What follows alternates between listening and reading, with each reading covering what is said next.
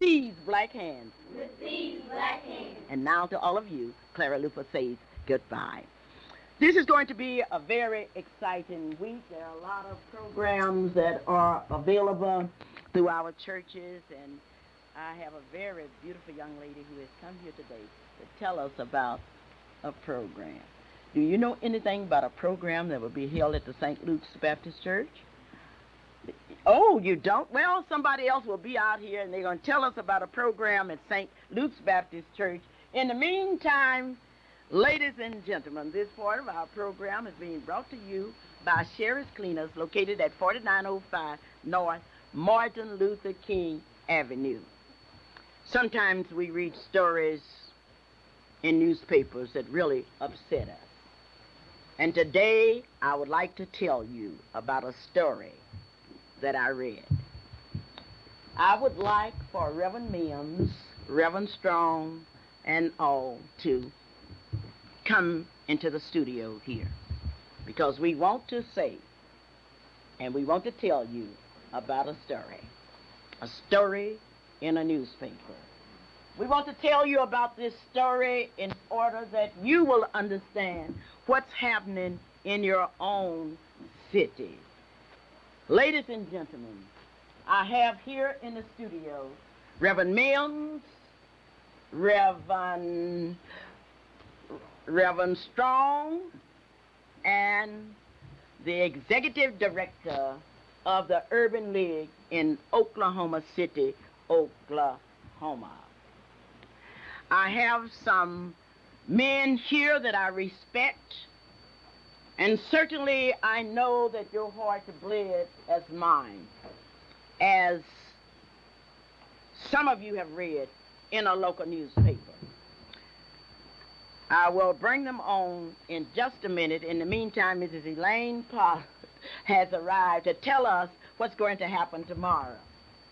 Oh, good afternoon, Mrs. Luper, and thank you for inviting me here to make this announcement on behalf of our church. The St. Luke Baptist Church Drama Committee will present the NAACP Youth Council in the Harriet Tubman story in its Black History program on tomorrow evening. That's Sunday, February the 28th at 7:30 p.m. at the church, St. Luke Baptist Church, 1001 Northeast 50th Street.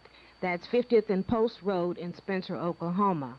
The Harriet Tubman story features Alicia Hildreth as Harriet and Carrie Whitaker as John Tubman, with Chris Fowler and David Fowler and many other members of the NAAC Youth Council. So we, the members of the Drama Committee at the St. Luke Baptist Church, would like to invite all the general public to come out and enjoy this experience with us. Sister Julia Majors is the Drama Committee Chairman, and Reverend DeWitt Rowland is our pastor. Once again, what time is that program? That's at 7:30 p.m., Mrs. Luper. At 7:30 p.m. tomorrow night, and St. Luke's Baptist Church is located where? At 50th and Post Road in Spencer, Oklahoma. Thank you so very kindly for being my very distinguished guest today. And speaking of Black History programs, tomorrow we will be participating in a forum at the Evangelistic Baptist Church, and that's at 30 and Martin Luther King Avenue at exactly 5 o'clock. We at 3 tomorrow, Miss Perry is going to call us and tell us about that program, and I'm going to give you a little secret. I will be the guest speaker for Black History Week. The people out at the Northeast Baptist Church in Oklahoma City has been working real hard this week, and they will end their Black History celebration tomorrow. I am expecting her to call, and she will be with me. Never before in the history of America have we as black people faced such challenges. We have faced problems that are acute, and someone say that we have met the enemy, and he is us. Throughout the years, I've tried more than anything else to be honest with this community. I've tried to call the punches as I saw them and as I felt them. And this is what the rest of this program after this announcement will be about. Clara Luper? This is Juanita Perry of Northeast Missionary Baptist Church. Yes, Juanita. I'm calling to invite the public to come out to our church At 3815 Bartell Road. And what is that address again? 3815 Bartell Road. Okay. Forest Park. Okay. Reverend Arthur E. Williams is the pastor. And we will be honored to have you, Clara Luper, as our guest speaker at 3:30 p.m. Oh, it's at 3:30 in place of 3. Yes. Let me get that straight. Those of you that are coming out to Northeast Baptist Church tomorrow, the time is not 3 o'clock, it's 3:30, all right? And our theme is rights and responsibilities. Well, that is just wonderful. Who's the chairperson of that program? Yours truly, Juanita Perry. Well, Juanita, I'm so happy to see you so involved in your church, and I can hardly wait to get out there in that beautiful church. Are you proud of it? We are very thankful to the Lord for having blessed us. Well, the Lord has certainly blessed you with that kind of building that you have out there. How many acres of land do you have? Oh, it's a little bit over 9 acres. Over 9 acres of land. The Lord has really blessed you, and thank you so very kindly for being my very distinguished guest this evening. Did you hear the young people from Crescent Hills? Yes, I did, and I was quite impressed. They had so much to tell us about the history of our people and about the people in Oklahoma that have contributed so much to making the United States and Oklahoma what it is. Okay, then. Well, thank you so very kindly, and see you tomorrow at 3:30 p.m. Thank you, and we want the public to be sure and come and hear you. Okay, then. Bye-bye. Bye-bye. The public is invited to come and hear Clara Luper. What a story. Once again, I've tried to be honest with this community.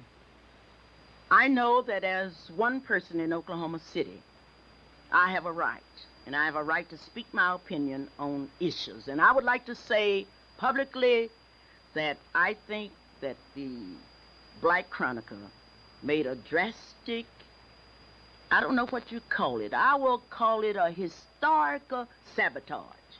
Let us look. Now, this is what I think. Now, you think whatever you want to. But let's look at the situation.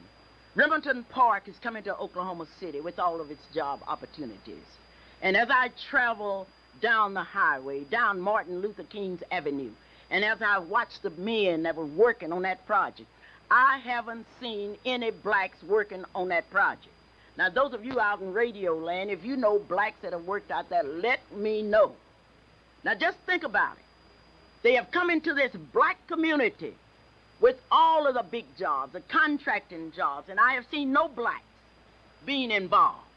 And because of the fact that somebody asked about jobs, talking about they were not speaking for this community, and I want these preachers to know that they were certainly speaking for me. And those of you out in radio audience, I want to see who you agree with. Let's get the real story, because I don't care how you wrap it up, the issue that's facing black people today are J-O-B-S, jobs. Now, Reverend, I saw your pictures in the paper. I read the story. Now, I want to know from you, Reverend Mims, exactly what happened at that meeting. Reverend Strong and Mr. Mims can speak also on this, but what happened was we had invited Mr. Vance and Mr. Gandy to come and to give us an update on the job situation. And you're right, Mrs. Luper. The situation is that they have let out 57 contracts, 53 of which were given to people in Oklahoma, none of which were black. They have also hired their entire managerial staff out there. There are no black managers anywhere out there at that place. They told us that they were going to develop a plan to do some more hiring. I want Mr. Mims to explain his comments on that, but the last comment I want to make is this, is that they want black folk to sweep manure and to cook food, and that's all I think they feel we're qualified to do. And we, in a calm, professional way, Dr. Strong and I both are educated ministers. We have doctorate degrees, and we have negotiated with people, and in a calm, educated way, we ask them why. You ask them why they have not hired any black managers, any blacks in positions. You ask them why in a calm measure. And I want to let you know Reverend Parker is highly educated too. Let me hear what happened as you saw it, Reverend Strong. You were there. What actually happened? Well, as Reverend, you saw it. All right. the whole issue is about jobs, pure and simple. I'm not pro-racetrack to begin with, but it's going to be a reality, and it's going to bring with it a certain number of jobs. And I've been approached by members of my own church. I've been approached by other people asking, inquiring, because the people are hard hit in this economy. It's a very depressed economy, and if there are jobs coming in, especially into our community, people want to know so that they will have a chance, just like anyone else will have an equal chance to go and apply for those jobs. And I think that we are less than interested in the community, and we're less than about our Father's business if we sit back and allow those jobs to come in and be filled by persons outside the community, and then our people get those at the bottom of the rung. That's the way it's always done. But we simply raise some questions and ask for a process, a mechanism whereby we might steer people to the right person to get those jobs. All right. Now, you only ask for jobs. Well, this is quite interesting because you have a job. You have a job, Reverend Mims. You are saying that at that meeting, you were speaking on behalf of the people that needed jobs. We're not looking for jobs for ourselves, but we pastor congregations and we look in the faces of people Sunday after Sunday, day after day, who do have a need to have just some type of income, some type of legitimate income based on a job, their ability to go out and work and support their families. And that's all that we were concerned about. Well, what actually happened? Mr. Vance, who's with this, the company that owns the race track, came out. Is that true? They came out. He presented a spiel, a speech, if you would, in which he outlined what had been done up to that point based on the facts that Reverend Mims has just articulated. And he was ready to leave without any questions being asked, but he consented to respond to some questions, and these are the kinds of questions that we ask. Oh, you all should have asked him, how much manure can we take up in a day? You should have asked him, will they tip us? You come asking difficult questions about jobs and job advancement? Well, we were told by a city councilman that black folk were not qualified for those jobs that were let by contract. Excuse me, what did you say? We were told that black folk were not qualified for those jobs, that we don't have Our anyone. city councilman told you ministers that we were not qualified? I was shocked. Has he ever heard of Orange and Son? Has he ever heard of Moore Construction Company and others? We are qualified? How dare anyone tell us that we are not qualified? Well, that sounds like the white folks. I remember when we went downtown, somebody told us that we were not qualified to eat. And I never shall forget that Senator Porter, and I told him that we were qualified to eat the day we were born. And then we condemned the schools, especially OU, that didn't have a course set up for black people, teaching them how to eat. But if you don't believe I can eat, you just invite me to dinner. And you mean to tell me that Councilman Gorey James told you ministers in the presence of Mr. Vance and others that we didn't have blacks that were qualified? For those jobs that were let via contract. I'm sure I don't want to, I don't have any personal issue with him on a personal level. This is much bigger than he is. It's much bigger than any individual. This is a community issue. No other community would allow this type of investment in its community whereby the people would not benefit from it. You could go all over this city, all over this state, all over this nation, and there's no other place in the world where a $90 million investment would be made without some serious communication with people on the front end in terms of employment opportunities, so forth and so on. I'm not talking about for any one individual. I understand that there's a box seat that's already been promised to the councilman had a certain box newspaper. A certain newspaper, and they have box seats. We were not there for box seats for ourselves. You were there out talking about jobs. Jobs for others. I read with much interest about this young urban leaguer that has come to Oklahoma City. Now, sir, don't you know the urban league is not you're supposed to wait until you have conferences and sit there and talk. What are you doing talking bad to those millionaires? Well, first and foremost, this is not a very young urban league. I've been in the civil rights movement for 40 years, and I doubt that I can see anything new here in Oklahoma City that I have not seen anywhere else. Let me clarify for you what that meeting was basically all about. Okay. We were trying to get two things. One, we wanted a process. We wanted to find out how our people could apply for jobs.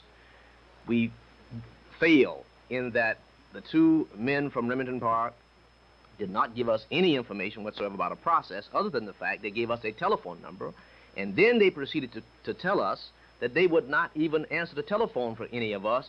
Only if Councilman James called would they respond. Wait just a minute now. They told you what? Yes, they gave us a telephone number where people could call for jobs, but they told us they would not even answer the telephone, only if Councilman James would. So we failed to get any satisfactory answers in terms of an employment process.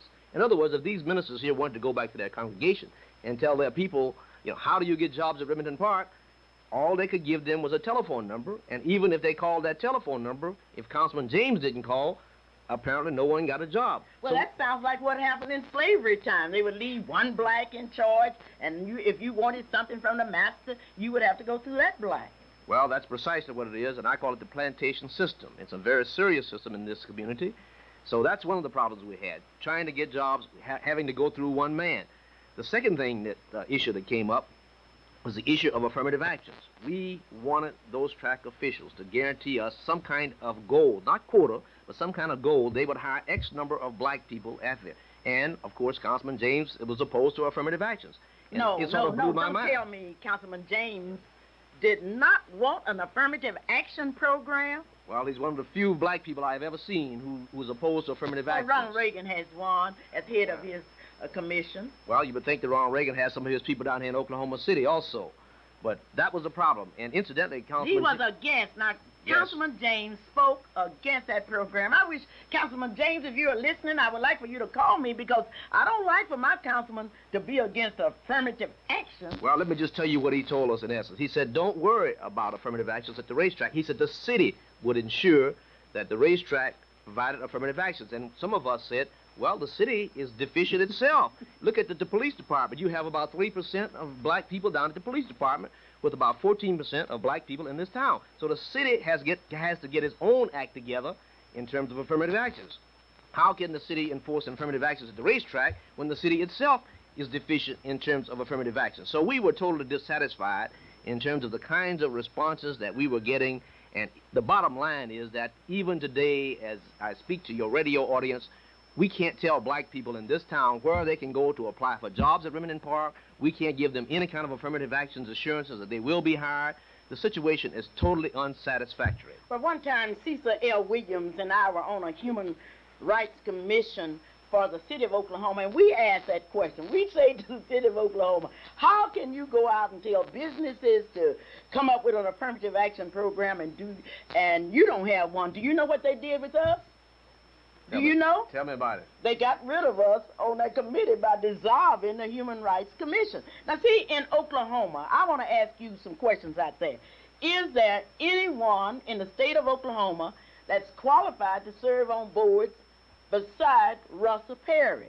Look at the boards that he is on from the state. Look at them from the city. Now, I want you to answer that question for me. My telephone number is 478-2103. Now, what has happened as I see it, someone has thought, and these are my good white friends. I have some good white rich friends. And these white rich friends think that 1, 2, or 3 black people can control the other blacks in Oklahoma City. So if you want to get on a board or a commission, just be a good black. And I would like to say this about Russell Perry. I remember during the sit-in movement, Russell Perry was conspicuous by his absence. But now he's the one that gets to go and be on all the committees and the boards because he has been real good. I remember the sanitation strike. Russell Perry was conspicuous by his absence. But now that the doors are open now, Russell Perry you got to go through Russell Perry to get any consideration on committees. And I want you to think out there. Think. And that's what I call the plantation system. And those of you who have read about the system of slavery in this society, you will know that the big master lived in the big house, and he had a few Negroes to control the other blacks on the plantation. So we had those Negroes who were in the house who lived comfortably and got all the favors or the appointments from the master, and then we had those black people who worked hard in the field and got nothing for it. So what we have in Oklahoma City is another plantation system, and we have a few people who at least think they are the plantation bosses. And I'm here to say today that we are no longer on the plantation. We will not tolerate the plantation bosses. Well, you start talking about what happened in Germany. That's why you got yourself in trouble. Yes, indeed. Let me clarify that. You see, what basically happened was the officials from Remington Park told us, and Councilman James told us, don't worry about affirmative actions. We will be fair with black people out there. And what I said, and I said it without apology, and I'll repeat it, yes, the Nazis during World War II told the Jews that they would be fair to them. But you see, 6 million Jews were killed. In other words, you cannot depend on people's rhetoric, their word, for what they say they're going to do for black people. We have had a constitution for years which ensured equality for all people. We have had a Declaration of Independence which talked about equality for all people. If black people could take the word of other people about being fair, we would be most naive. So all I was saying to them with this Nazi analogy was, we can no longer take your word for it. Show us something in terms of deeds. In other words, we want to see some black people working at Remington Park. Don't give us your rhetoric. We're tired of rhetoric. We want some action. But someone has called in and said that the jobs out there were union jobs, and most blacks aren't able to get in the unions. And I would like to react to that by saying West Germany was not able to produce until this government made it possible through the Marshall Plan to help West Germany. And if you can help other people, you can certainly help yourself. The union itself is a problem. In most cases, you have discrimination in the unions. So if the union itself is a part of the problem, then we need to correct that problem with unions also. We will be back with you in just a minute. In the meantime, this program is being made possible by Burger Brothers, located at 412 South Harvey here in Oklahoma City, Oklahoma. Burger Brothers specials of the day are round steak, $1.68 a pound, pork steak for 99 cents a pound, pork roast for 89 cents a pound, Wilson Corn King sausage, a 1-pound package for 77 cents, Wilson certified bacon, 2-pound package, $2.79. And that is at Burger Brothers, 412 South Harvey. Thank you so very kindly. Let's get down to Burger Brothers. In the first place, I want Oklahoma City to know that I am embarrassed, not by the ministers, but I am embarrassed by a councilman who will say we don't want an affirmative action program, and by a newspaper editor that would publish it. And here we go, continuing. Mrs. Luper, I also want to address another thing that article said. It called Reverend Strong and I misdirected preachers. And I want the radio audience to know that in the history of black America, the black church has been a liberation mechanism. What that is an organization that has always had the freedom needs of black people in mind. Anytime the black church only deals with spiritual matters alone and leaves the social dimension not to be dealt with, that church is not being faithful to the gospel. Now, if they want to call Reverend Strong and I misdirected, then they also, I guess we're in pretty good company, because they call Jesus misdirected. They called Dr. Martin Luther King misdirected, and he was a preacher. And so if they want to say we embarrassed them and we are misdirected, then that's fine. But let them look at who we follow and who we basically are in the mode of. Let the public speak. This is a Clara Luper radio show. Hello? This is a Clara Luper radio show. Be sure and call right back. Be sure and call right back. Yes, in terms of the Chronicle again, I would like to know, really, where Russell Perry gets the authority from to apologize for the black community. My understanding is he doesn't live here, number one, and secondly, he certainly doesn't epitomize the black community. I understand he has a couple Mercedes and that he hobnobs with the white top officials. So, and where does he get the authority and the audacity and the boldness to apologize to white people for the black community? I challenge his authority to even speak for the black community.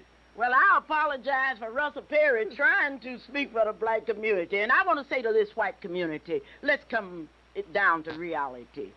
You had better get up off of your constitutions, white Oklahoma City. You business people, you political people, and you better treat blacks just like you treat yourself. No one person in Oklahoma City can speak for all of the whites. Now, this is serious. We do have another newspaper, the Ebony Tribune, that's telling it like it happened. And you can support this newspaper with your ads, with your dreams, and with your really something. Now, what I want you to do is to be sure, and whatever you do, be sure. I'm sorry we do not have time for any other calls. We have some advertising that we have to get in. Let us get down to the serious business of black people, and that's JOBS, jobs. Jobs for all. And if these ministers had the courage to stand up and ask for jobs for black people, I think we should throw our arms around them and tell them to march on to victory and to speak for us. I have a minute left, Reverend, and I would like for you to say what you would like to say to this black community in your own words. Well, I simply want us to continue doing what we have been doing for 400 years, fighting for our dignity. What we are seeing now is nothing new from what we've had to face for 400 years. We have always had to face internal enemies and external enemies.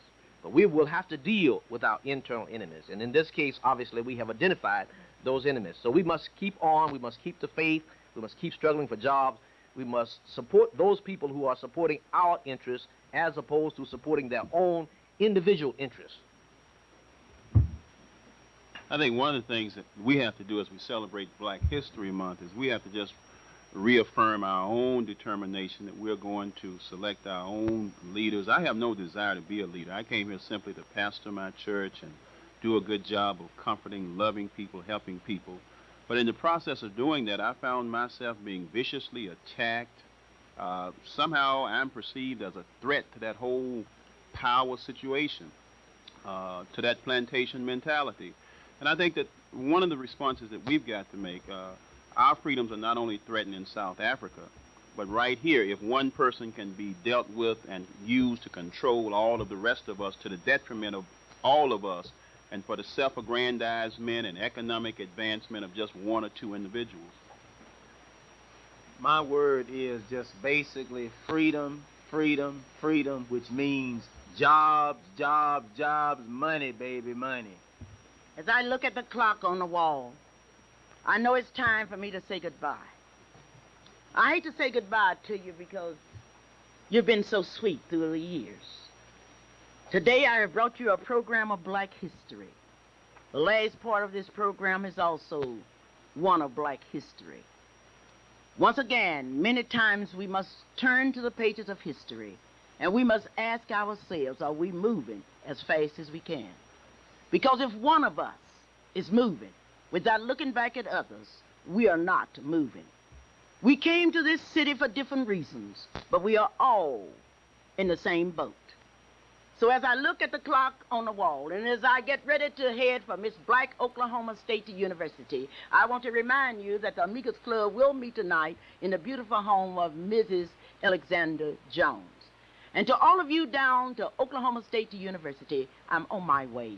And to those of you at Northeast Baptist Church, I will see you tomorrow at 3:30. And to those of you at Evangelistic Baptist Church, I will see you at 5. And to those of you at St. Luke's Baptist Church in Spencer, I'll see you at 7. And until then, this is Clara Luper saying, I am not embarrassed by the preachers. I am proud of them. And Russell Perry does not speak for me.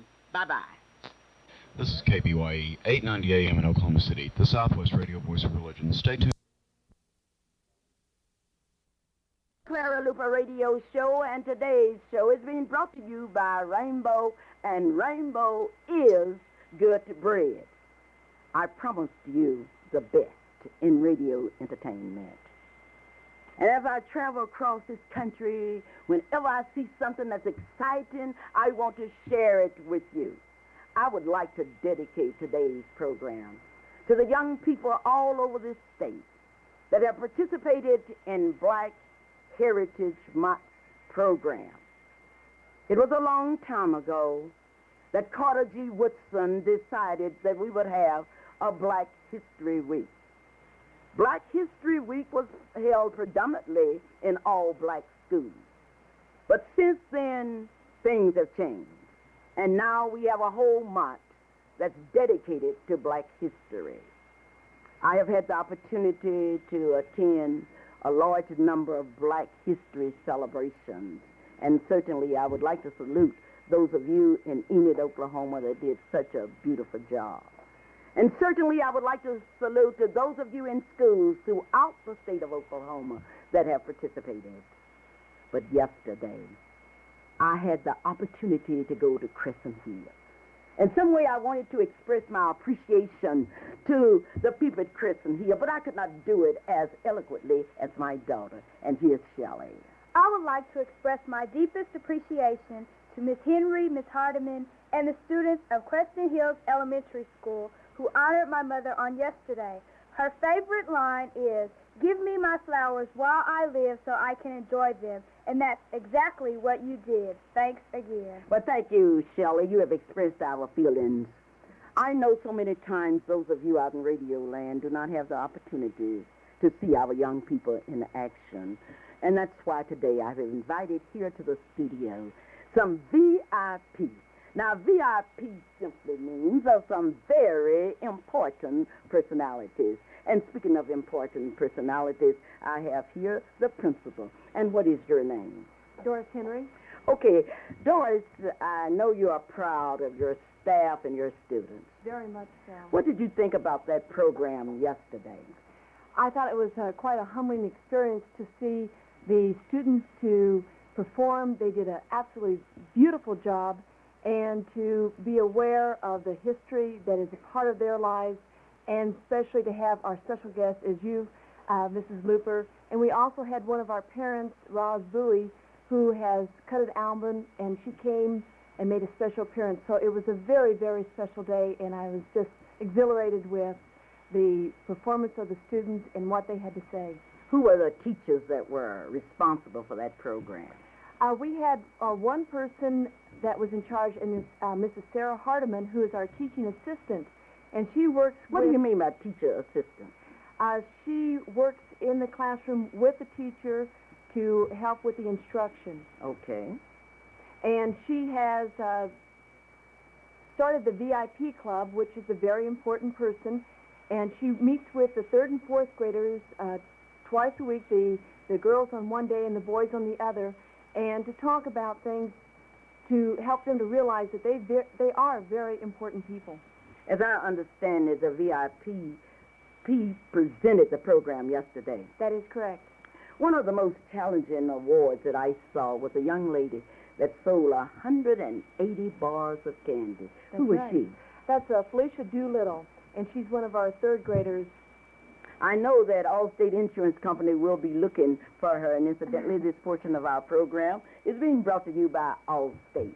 That's your favorite insurance agent, Marilyn Hildred, and you may call her by calling 427-8399, or you may visit her office at 9228 North May Avenue in Oklahoma City, Oklahoma.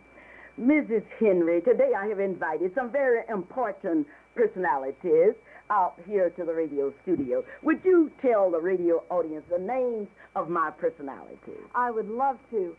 We have our 3rd and 4th graders are Charmaine Hodges, Michelle House, Philip Harding, LaQuay Jeffers, Clifton Henry, Matthew Rockwell, Devon Borders, Lakeisha Bilberry, Sharonda Mustin, Markeisha Grant, Monica McCoy, Taranza Carson, Regina Harper, Malik Green, David Wright, Brian Rector, Kanita Butts, Norman Houston, Tiffany Cunningham, Florine Brown, and Malika Loving. You are an unusual principal because an average principal would not take time off on a Saturday to bring all of these young people out here.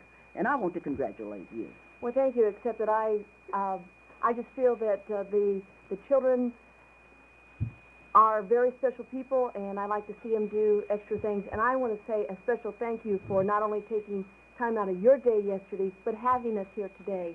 because this will be something that not only the students that are here, but all of Crescent Hill students will remember for the rest of their lives. Well, I'm expecting my photographer to come out and take a picture, and I'm going to put these very important personalities in my history book. I have a book of everything that I do, and I will be sending each one individual certificates for participating. And incidentally, my photography has just walked in. Now, I want the public to know that at Crescent Hill School, and that's located where? At 2240 Northeast 19th.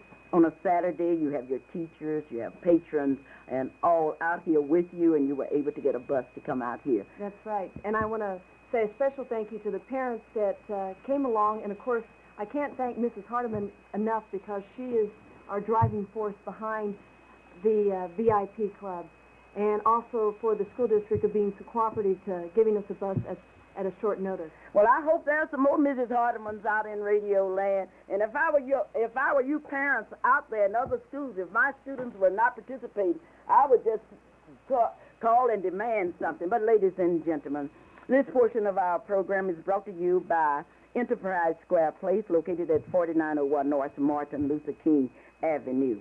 While you are at Enterprise Square Place, I would like for you to go to Sherry's Cleaners, 4905 North Martin Luther King Avenue.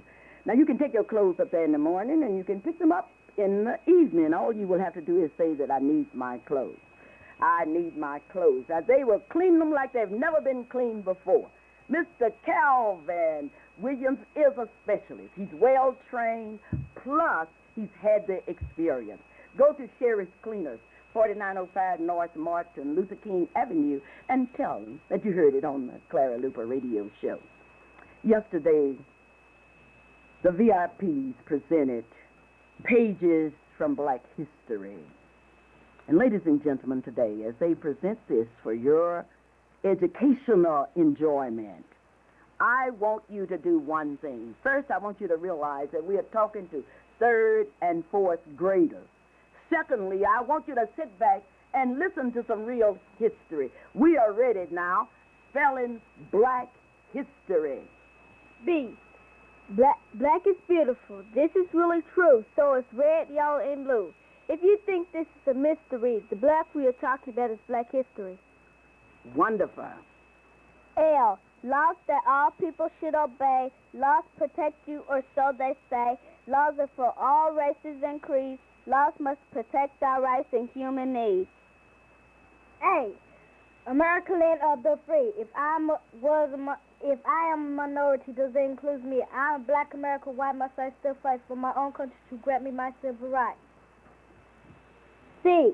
Civil rights was a movement in the 1960s and beyond. It will never be over until freedom is won. Dr. Martin Luther King had a dream that we must fulfill. Civil rights is America's bitter pill. K. Kindness and nonviolence was Dr. King's way. When people were mean to you, be kind to them, he said.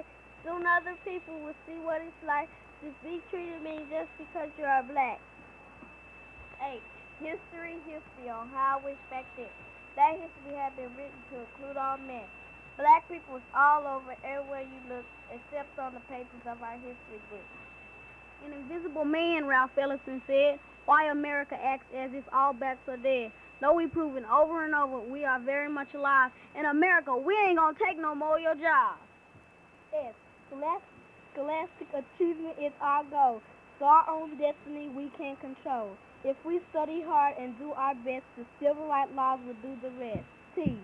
Together, black people will continue to fight until this nation grants us our civil rights. Together, we will work and see that all laws are passed until all black people are free at last. Overcome. We shall overcome has been and still is our battle cry. Black people will sing this freedom song until we die. It helped us in our struggles long ago. It gives us courage to get up and fight some more. All right. R. Role models, we have so many that make us proud. They stand head shoulder above any crowd. In history, we are mainly mentioned as slaves because this really makes us worry. Because our black role models have proven that they are superior. T. For years and years, we have had to fight for respect, dignity, and for human rights. Today, we pause a tribute to pay to our civil rights leaders who have led the way. They sacrificed a life for you and me just so little black children can be free. Now, from the pages of history comes the story of great Americans as told by the students from Kristen Hill. Hello, I am Harriet Tubman. Strong as a man, brave as a lion, cunning as a fox. That is what they called me. Though I could not read or write, I was able to help my people escape slavery. That is why I am called the Moses of my race. I escaped to freedom and became the famous conductor of the Underground Railroad. I was able to free over 300 slaves. The trips were hard and dangerous. By day, by night, summer and winter, we worked to get slaves to freedom. I was nearly caught many times, but I prayed a lot and God saved me. During the Civil War, I served both as a spy and a nurse for the Union. I nursed the soldiers who were wounded in the battle. When I died in 1913, I was buried in Ohio with full military honors. Hello, my name is John Johnson. Do you like to read? I hope so. I hope you especially enjoying reading my magazines, Ebony, Jet, Negro Digest, and many others. I own the most successful black publishing company in the world. Over 4 million people read my magazines monthly. When I was a child, my mother was on welfare. Today, I'm a millionaire. Oh yes, check out the Ebony Fashion Fair when it comes to your city. Please keep reading my magazines. Hello, I am Dr. Daniel Williams, a famous heart surgeon. I became the first person, black or white, to perform surgery on a patient's heart. In 1893, I opened up a man's chest and sewed up his heart. The man lived. That is why I am called the first heart surgeon in the world. All people, black or white, should be proud of me. Hello, I am Madam C.J. Walker. I was born in 1869, though I was orphaned when I was 6 years old, and I got married when I was 14. I still became a millionaire by developing and manufacturing cosmetics for Negro women. Before I died in 1919, I proved to the whole world that black women are beautiful too. Hello, I am Barbara Jordan. I have a lot of firsts in my career. I was governor of Texas for a day. I was the first woman, black or white, elected to the Texas State Senate. I served there from 1962 to 1968. On June 10, 1972, I gave a very moving speech before the Democratic National Convention, the first black person given this honor. I am a lawyer and a law professor, and I have been asked to run for president, and someday I may do that. Hello, my name is Clara Luper. A very interesting life I live. Just a short account of it will I now attempt to give. I am called the mother of the sit-in movement and few other names as well. Some of them I am proud of, and others are too bad to tell. You see, it happened like this a long time ago. I like to eat, I like to shop, and I like the movie show. Though I had the money, it just wasn't easy, you see, because us black people just wasn't free. One day I was riding around. I got really mad at what I found. Signs that read, white only here, colored only there. I could smell racial hatred in the air. I went home and fell on my bed and said to my God, I'd rather be dead. Then this still small voice said to me, Clara, you and all black people can be free. Go downtown and demand your civil rights. There is only one catch. You cannot fight. Nonviolence is the only way. Soon, racial segregation would just rot away. The NAACP had a meeting that day. They listened carefully to what I had to say. I asked them all to join with me to work to set our people free. It started with Catch Drugstore and H.L. Green, and things really started getting mean. We took on Anna Mods and John A. Brown. The protest marches and police went round and round. They took some of us to jail. the NAACP, the black churches, and the community posted our bill. We sang, we prayed, and we marched again. This time we were determined that black people would win.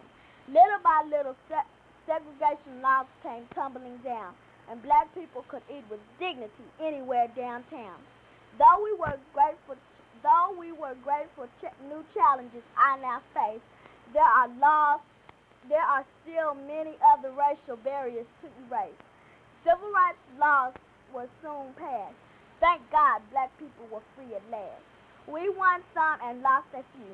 It just seems my work is never through.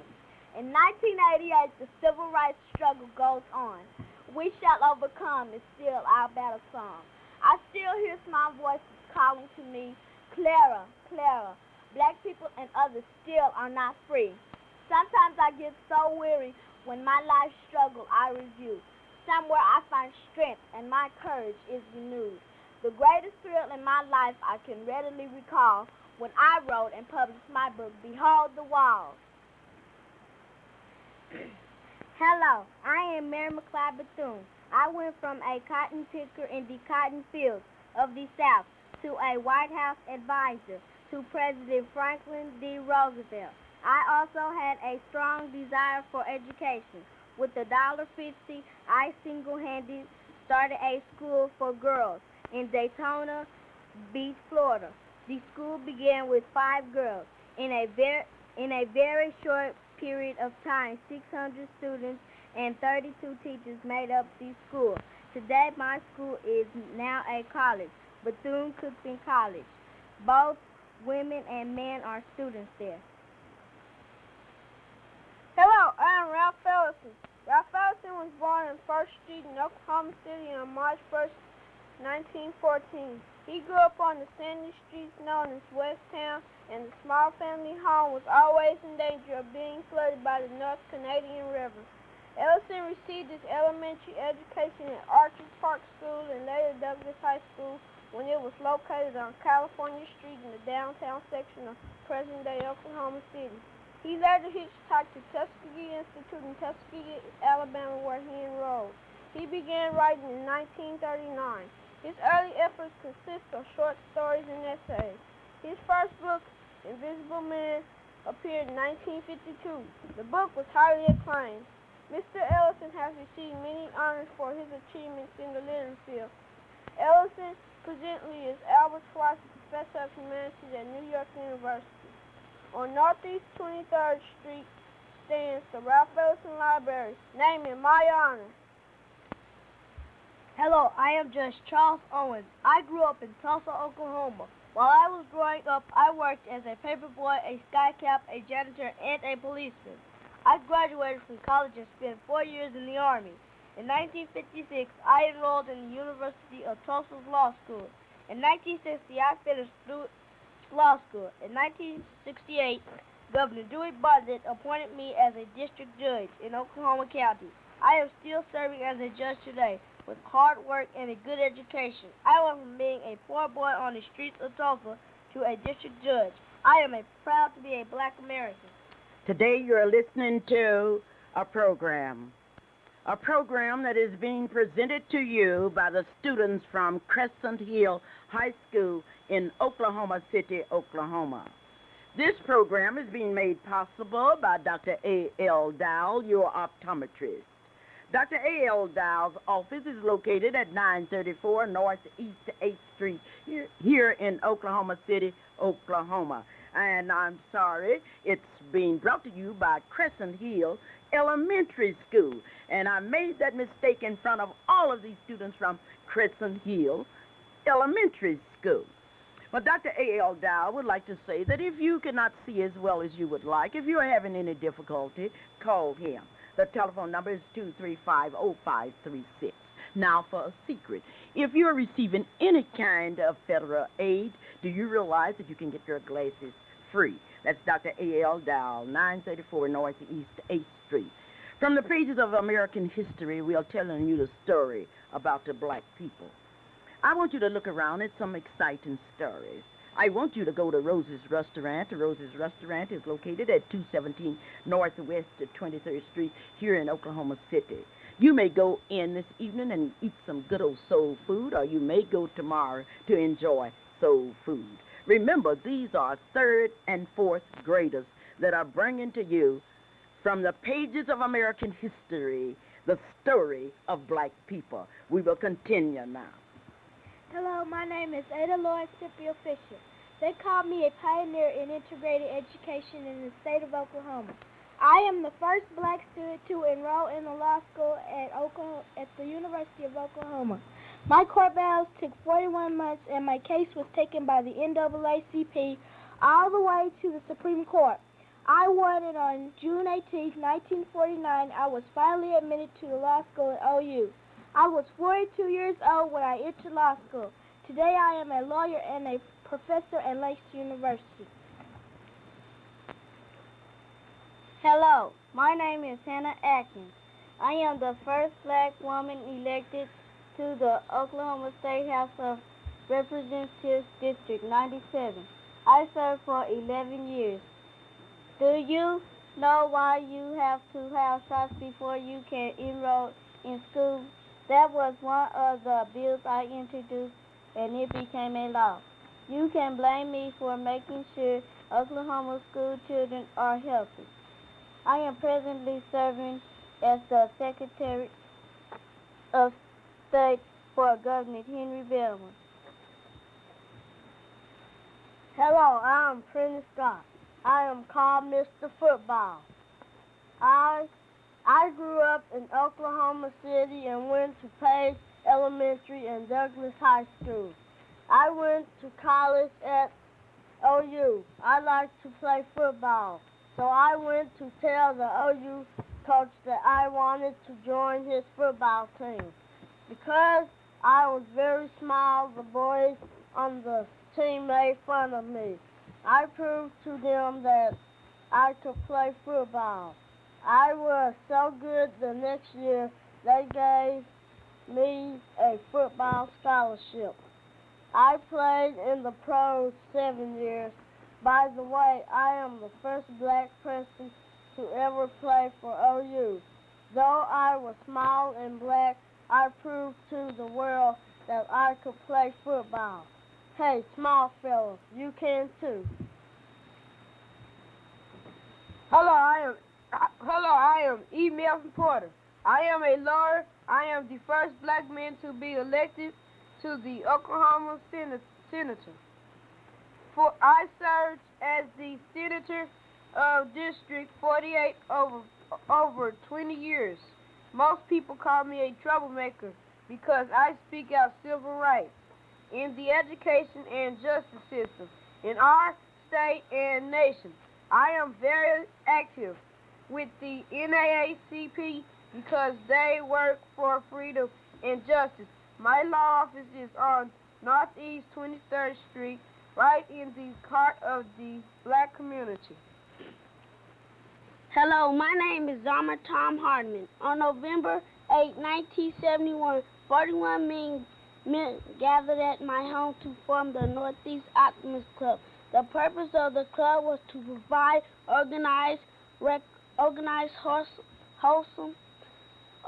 wholesome recreation activities for the boys and girls at the Northeast and girls of the Northeast Oklahoma City. Not only was the club the first of its kind in Oklahoma City, it was the first all-black Optimist Club ever to be organized in the United States of America. We became a part of Optimist United States.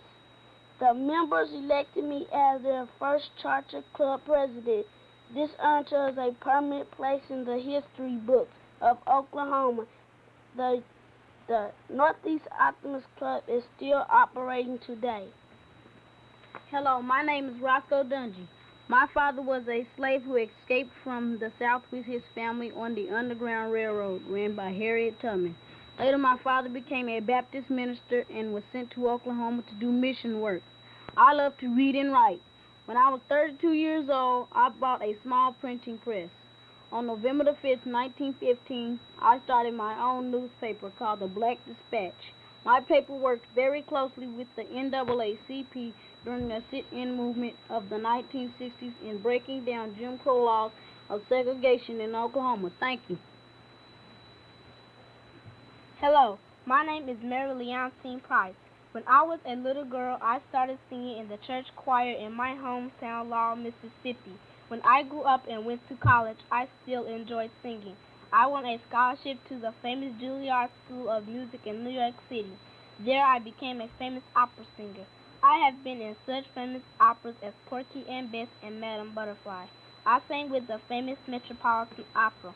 Recently, I was honored at the Kennedy Center in Washington, D.C. for my work as an opera singer. I have traveled all over the world. The stories must be told, and they must be retold. Langston Hughes wrote some years ago, someday somebody's going to talk about me. Someday somebody's going to write stories about me. It will be me, myself. Today's program is being made possible by your own insurance agent, Marilyn Hildred. If it's insurance you need, call 848-7470. Mrs. Henry, I would like to express my appreciation to you, and I want to make sure that I have the names of all of these VIPs. I really feel happy today because I'm surrounded by VIPs. Well, thank you very much for inviting us again, and I would like to add a couple of names that we missed, and they are Latoya Booker, Taisha Williams, and Daryl Booker. And we're very, very pleased, and thank you again for being a part of our special celebration. I know those of you out in Radio Land wish you were with Clara Luper today. Just think, I'm surrounded by VIP. Yesterday, I would like to say again, as Shelley said so much better than I, thank you, Crescent Hills Elementary School, and to all of you out there. And especially thanks for being my special guest because it's all happy days.